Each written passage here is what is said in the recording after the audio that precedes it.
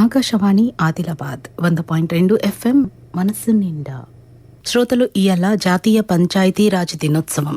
ప్రతి ఏడాది ఏప్రిల్ 24న అంటే ఇయాలటి తారీఖున భారతదేశంలో నిర్వహించుకుంటాము. పంచాయతీరాజ్ వ్యవస్థను పటిష్టం చేయడం కోసం కేంద్ర పంచాయతీరాజ్ శాఖ ఆధ్వర్యంలో ఈ దినోత్సవం నిర్వహించబడుతుంది. 1992వ సంవత్సరంలో భారత రాజ్యాంగం 73వ చట్ట సవరణ జరిగింది. ఈ సవరణ ద్వారా గ్రామ, జిల్లా స్థాయిలో గ్రామ పంచాయతీల ద్వారా పంచాయతీరాజ్ వ్యవస్థ ఏర్పడ్డది.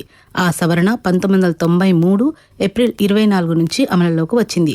తొలిసారిగా భారతదేశ మాజీ ప్రధానమంత్రి మన్మోహన్ సింగ్ గారు 2010 ఏప్రిల్ 24న జాతీయ పంచాయతీరాజ్ దినోత్సవాన్ని ప్రారంభించారు. పంచాయతీరాజ్ సంస్థలు సక్రమంగా పనిచేసి గ్రామస్తుల అభివృద్ధి ప్రక్రియలో పాల్గొంటే ఆయా గ్రామాలు మావోయిస్టుల బెదిరింపును ఎదుర్కోవచ్చని ఆయన పేర్కొన్నారు.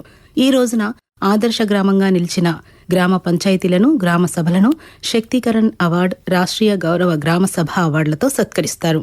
జాతీయ పంచాయతీరాజ్ దినోత్సవ సందర్భంగా పంచాయతీరాజ్ వ్యవస్థ ఆవిర్భావం, వికాసం, ప్రాముఖ్యం ఈ అంశం గురించి ఆదిలాబాద్ జిల్లా పరిషత్ పర్యవేక్షకుడు ఈగ వెంకటేశ్వర్లు తన ప్రసంగం వివరిస్తున్నారు. ఇప్పుడు విందాం.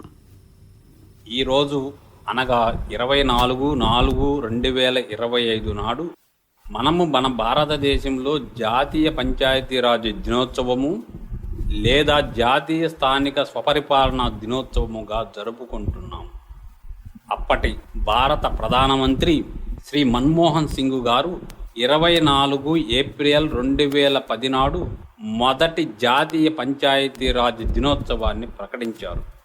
ఈ సందర్భంగా భారతదేశంలో పంచాయతీరాజ్ వ్యవస్థ ఆవిర్భావము, వికాసము, దాని ప్రాముఖ్యత గురించి కొంత తెలుసుకుందాం.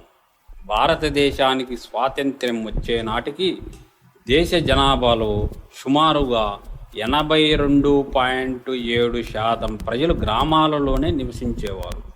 ఈ కారణముగానే మన జాతిపిత శ్రీ మహాత్మా గాంధీ గారు భారతదేశం నిజానికి గ్రామాలలోనే ఉంది అనేవారు. కావున వాటిని శక్తివంతం చేయాలని వారి ఉద్దేశం. గ్రామాన్ని తామే పరిపాలించుకునే విధంగా పరిపాలనా బాధ్యతలను ఆ గ్రామస్తులే స్వీకరించడం పంచాయతీరాజ్ వ్యవస్థలోని ముఖ్య ఉద్దేశం.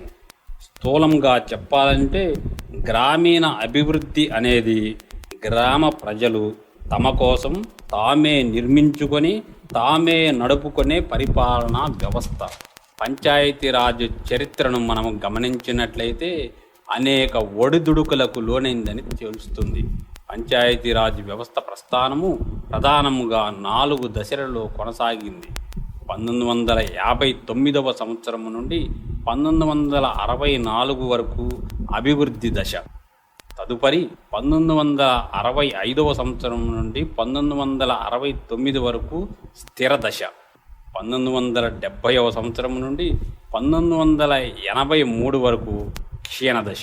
తదుపరి 1983వ సంవత్సరం నుండి ఇప్పటి వరకు పునరుజ్జీవ దశగా గుర్తించవచ్చు. 1977లో అప్పటి ప్రభుత్వం పంచాయతీరాజ్ వ్యవస్థపై అధ్యయనం చేయుటకు అశోక మెహతా కమిటీని నియమించింది. ఈ కమిటీ ఈ పంచాయతీరాజ్ వ్యవస్థను విఫలమైన సంస్థగా చూడరాదని పేర్కొంది. పంచాయతీరాజ్ విధానాన్ని పునరుజ్జీవనం చేసేందుకు 1989, 90, 91వ సంవత్సరములో కొన్ని సవరణలు సూచించబడ్డాయి. దాని ఫలితంగానే 1993వ సంవత్సరంలో 73వ రాజ్యాంగ సవరణ చట్టం ఆమోదించబడినది. ఈ చట్టంలో పొందుపరిచిన కొన్ని ముఖ్యాంశాలు ఏమిటంటే 3 అంచెల పద్ధతి ఏర్పాటు, అనగా గ్రామ పంచాయతీలో గ్రామ పంచాయతీ, మండల స్థాయిలో మండల పరిషత్తు, జిల్లా స్థాయిలో జిల్లా పరిషత్తులు ఏర్పాటు, రాష్ట్ర ఎన్నికల సంఘం, రాష్ట్ర ఆర్థిక సంఘముల యొక్క ఏర్పాటు, షెడ్యూల్ కులాలు, తెగలు, వెనుకబడిన తరగతులు మరియు స్త్రీలకు రిజర్వేషన్లు, మండల పరిషత్తు, జిల్లా పరిషత్తులలో ప్రాదేశిక నియోజకవర్గాలు ఏర్పాటు, అనగా ప్రస్తుత ఎంపీటీసీ మరియు జడ్పీటీసీ స్థానాలు. ముఖ్యంగా ఈ సవరణ ద్వారా పంచాయతీరాజ్ సంస్థలకు రాజ్యాంగ ప్రతిపత్తి లభించింది.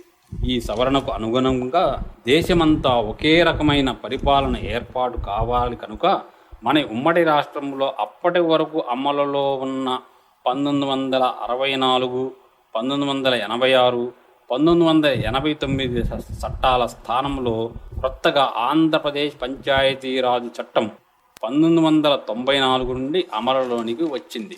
ఆంధ్రప్రదేశ్ పంచాయతీరాజ్ చట్టం 1994 నందు మొత్తం 8 అధ్యాయాలు, 278 సెక్షన్లు ఉన్నాయి. తదుపరి 2014 జూన్ 2వ తేదీన మన తెలంగాణ రాష్ట్రం ఆవిర్భవించింది. తెలంగాణ ప్రభుత్వం నూతన తెలంగాణ పంచాయతీరాజ్ చట్టం 2018 5వ చట్టంగా 29 మార్చి 2018 నాడు శాసనసభ ఆమోదం పొంది ఏప్రిల్ 18, 2018 నుండి అమల్లోనికి తెచ్చింది. ఈ చట్టంలో 297 సెక్షన్లు, 8 షెడ్యూలు ఉన్నాయి. పంచాయతీరాజ్ సంస్థల నిర్మాణం రాష్ట్రాన్ని బట్టి మారుతూ ఉంటుంది. కొన్ని రాష్ట్రాల్లో 3 స్థాయిలలోనూ, కొన్ని రాష్ట్రాలలో 2 అంచెల స్థాయిలలోనూ, కొన్ని రాష్ట్రాలలో గ్రామ స్థాయిలలోనే పంచాయతీ నిర్మాణం జరిగింది. మన తెలంగాణ రాష్ట్రంలో ప్రస్తుతం 3 స్థాయిలలో పంచాయతీరాజ్ విధానం అమలులో ఉంది. అవి గ్రామ పంచాయతీ, మండల ప్రజాపరిషత్తు, జిల్లా ప్రజాపరిషత్తు స్థాయిలు. చివరిగా ప్రజలకు అత్యంత సన్నిహితంగా మెలిగే సంస్థలలో పంచాయతీరాజ్ సంస్థలకు మించింది లేదు. కాబట్టి అటు ప్రభుత్వ ఉద్యోగులు మరియు ప్రజాప్రతినిధులు సమన్వయంతో పనిచేసి ఈ చట్టం ద్వారా ఆశించిన లక్ష్యాలను సాధించాలి. పంచాయతీరాజ్ వ్యవస్థ ఆవిర్భావం, వికాసము, ప్రాముఖ్యం. ఆదిలాబాద్ జిల్లా పరిషత్ పర్యవేక్షకుడు ఈగ వెంకటేశ్వర్లు ప్రసంగమిది. జాతీయ పంచాయతీరాజ్ దినోత్సవ సందర్భంగా ఈ ప్రసంగాన్ని వినిపించటం జరిగింది. ఆకాశవాణి ఆదిలాబాద్ 100.2 FM మనస్సు నిండా.